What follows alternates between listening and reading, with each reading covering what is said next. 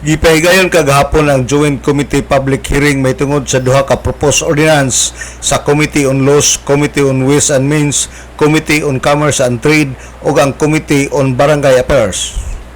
Ang mga public hearing gitambungan kini sa mga barangay opisyal ning dakbayan sa Osamis, mga magpapatigayon ning syudad, Filipino-Chinese Chamber of Commerce, Osamis City Chamber of Commerce and Industry Incorporated o uban pa. Unang gituki ang mahitungod sa amending ordinance para sa requirement sa pag-renew sa business permit karong ubaabot nga Enero sunod tuig.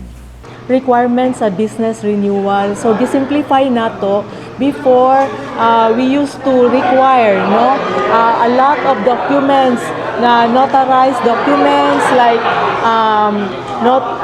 sworn statement on your gross income, sworn statement of the number of the employees you have, sworn statement of mga of the rental kaning contract sa lessor lessee, pero karon gisimplify nato sa ato ang BPLO, sa ato ang system na ang nag-reformat sila sa ilahang forms nga mahimong usa na lang ka notarized document. Sunod nga gituki ang mahitungod sa proposed ordinance sa adjustment sa business tax rate. Ang maong tax adjustment adunay pagtaas sa bayaran sa buhis ug base sa maong proposal misaka kini og 400% kung ma-approve kini. Ang maong proposal miani kini og daghang reaksyon sa mga negosyante. So naatay adjustment sa tax. Yes, tinuod nga increase ang ato ang tax rates. So ganina nakita nato ang sample nga sa computation nga during sa old computation bayad siya og 295,000, then karon based on the new computation, if the amendment or ordinance is approved, mahimo siyang mobayad siya og 1.5 million.